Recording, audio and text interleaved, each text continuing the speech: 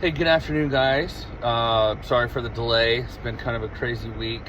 Had to put the family dog down. My dad borrowed my truck, which seemed for 2 days. It's going to be 3 weeks.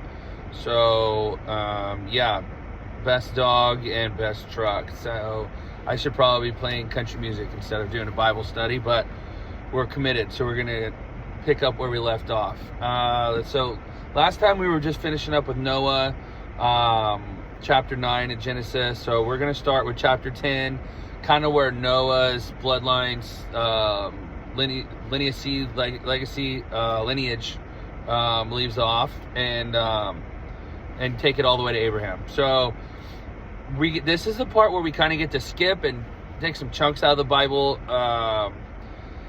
only because it's just a lot of bloodlines that you're not going to remember anyway. So it kind of starts like this. This is the account of Shem, Ham, Japheth. These were Noah's sons, who themselves had sons after the flood. The Japhethites, who was one of his sons, Japheth had Gomer, Magog, Madai, Javan, Tubal, Meshech, and Tyrus, the sons of Gomer. And then it kind of breaks it down.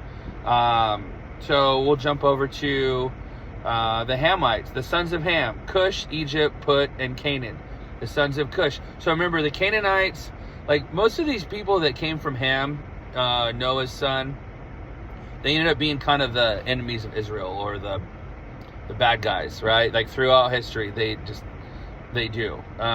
So Cush, Egypt, Put, and Canaan.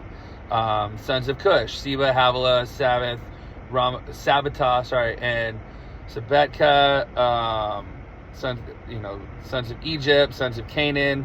We're going to jump down. Later, the Canaanite clan scattered, and the borders of Canaan reached from Sodom toward Gerar as far as Gaza.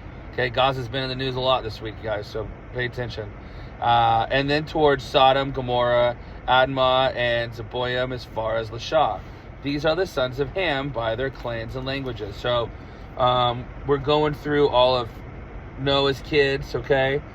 And let's see, we'll skip ahead. These are the clans of Noah's sons according to their lines of descent, with their nations from these nations spread out over the earth. Okay, that was chapter 10, Noah's lineage, bloodline. Chapter 11, let's spend a minute on it. This is the Tower of Babel. Now the whole world had one language and a common speech. As people moved eastward, they found a plain in Shinar and settled there. It's like a big meadow or African plain. They said to each other, "Come, let's make bricks and bake them thoroughly." They used brick instead of stone and tar for mortar. Then they said, "Come, let us build ourselves a city with a tower that reaches to the heavens." So they're building a stairway to heaven, not trying to get there through God, but doing it themselves.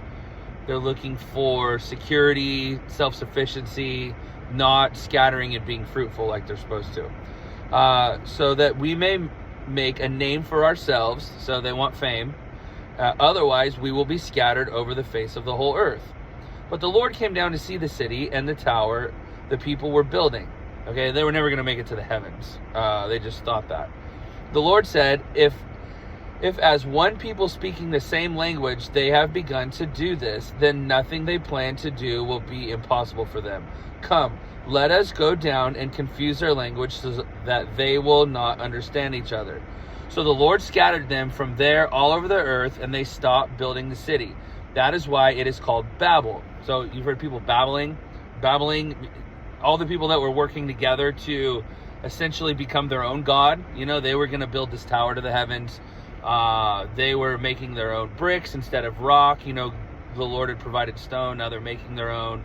They're making their own little communities. God says, go scatter and tell about me and take over these lands that I'm giving you. And they just stopped, and they wanted security. When, as Christians, we're not always looking for security. We're looking to fulfill God's request and do what God asks us to do. So the Lord scatters them. Now they all speak different languages. That's why they call it babbling.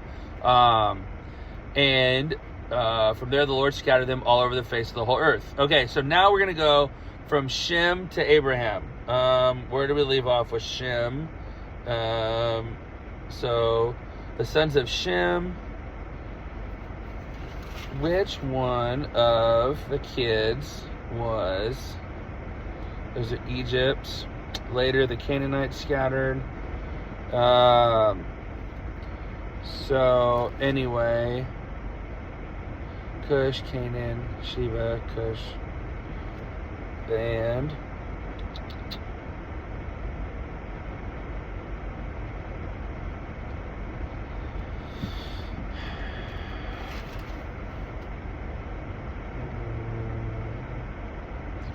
sons of Shem. Oh, here we go. The sons were also born to Shem, whose older brother was Japheth. So the Japheth, Shem was born to him. Shem was the ancestors of all the sons of Eber, sons of Shem.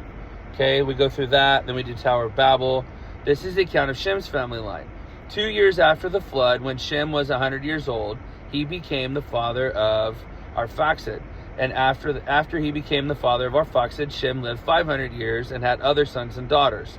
When Arphaxad lived 35 years, he became the father of Shelah. And after he became the father of Shelah, Arphaxad lived 403 years. Shelah lived 30. He became the father of Eber. Okay, and after he became the father of Eber, he had more sons and daughters. Eber lived 34 years old before Peleg. So on and so forth. We drop all the way down. So Japheth, Shem, to Terah. Terah had lived 70 years, and he became the father of Abram. Okay, Abram, Nahor, and Haran.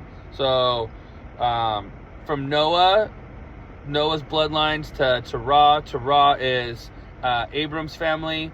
Abram, Nahor, and Haran. This is the account of Terah's family line. Terah, the father of Abram, later to become Abraham. Nahor and Haran became the father of Lot. Okay, keep that in mind. So Lot would be Abraham's nephew. While his father Terah was still alive, Haran died in Ur, the Chaldeans, in the land of his birth. Abram and Nahor both married. So then Terah took a son Abram, his grandson Lot, his son Haran, and his granddaughter-in-law Sarai. So Abram married Sarai, later become Abraham and Sarah, the wife of his son. Terah lived 205 years. Okay, now we're at chapter 12. The call of Abram. The Lord had said to Abram, "Go from your country, your people, and your father's household to the land I will show you. I will make you into a great nation." Okay, here's the promise, okay? Like God is telling Abram, "I will make you into a great nation, and I will bless you. I will make your name great, and you will be a blessing. I will bless those who bless you, and whoever curses you, I will curse. And all peoples on the earth will be blessed through you." Okay, this is Father Abraham getting started here. So Abram went, as the Lord had told him, and Lot went with him. So his nephew Lot, right? Abram was 75 years old when he set out from Haran. He took his wife Sarai, his nephew Lot, and all his possessions they had accumulated, and the people they had acquired in Haran, and they set out for the land of Canaan, and they arrived there. Abram traveled through the land as far as the site of the great tree of Moreh and Shechem. At that time, the Canaanites were in the land. The Lord appeared to Abram and said, "To your offspring I will give this land." So he built an altar there to the Lord who had appeared to him. I love this. Every time God appears to Abram, he builds an altar, okay? And he worships there. He doesn't lower himself to worship on some pagan altar. Like, he builds one for God, to God, for God. This is for you, and that's where he worships all the time. From there, he went on towards the hills east of Bethel and pitched his tent with Bethel on the west and Ai on the east. And there he built an altar to the Lord and called on the name of the Lord. Then Abram set out and committed toward Negev. Love that. Lives in a tent, he spikes out, and he always builds an altar toward the Lord. It's great. Now there was famine in the land, and Abram went down to Egypt to live there for a while because the famine was severe. As he was about to enter Egypt, he said to his wife Sarai, "I know what a beautiful woman you are. When the Egyptians see you, they will say, 'This is his wife.' Then they will kill me, but will let you live. Say that you are my sister, so that I will be treated well for your sake, and my life will be spared because of you."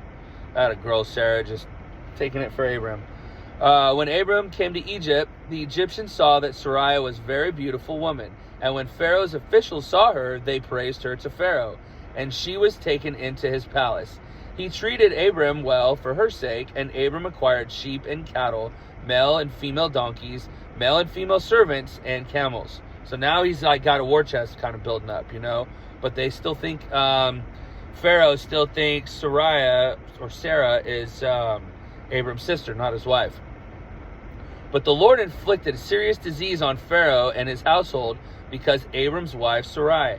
And so Pharaoh summoned Abram. "What have you done to me?" he said. "Why didn't you tell me she was your wife? Why did you say she is my sister, so that I took her to be my wife?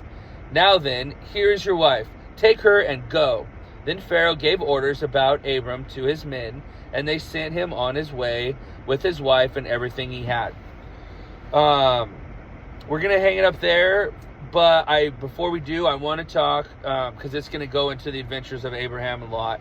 But, so we've made it from Noah to Abram. God is calling on him. He's promising him all these things that, this is your land. You will be fruitful in this land. You will have generations. But somehow Abraham always ends up in a tent, right? He doesn't have a home or a church. He is going from place to place in a tent, and he always builds his altar. So as famous as Abraham is, he's doing God's wishes, God's requests, no matter what it takes. If God says, we just came from Noah, God said build an ark. Now he's saying live in a tent, travel all over these places. These people might kill you. So, but he's following the promise of the Lord, knowing that God's got his back. And every time God appears to him or he wants to pray to the Lord, he builds an altar. And I think that we can take a lot from that too. I mean, when we pray, we are talking to the creator of the universe, the Almighty. So even though all prayers count, we really need to take into account our time with God and make sure that we are acknowledging the majesty and the might of the one that we are speaking to, and that we should humble ourselves before God, and be ready to live in a tent whenever he asks, and to fall on our knees and pray whenever he asks. So anyway, we'll hang it up there. Love you guys. Next one, we really get into some fun adventures with Abraham, Lot, kind of setting things up, setting the stage up for the future. But anyway, more to come. Love you. Have a great weekend. We'll see ya.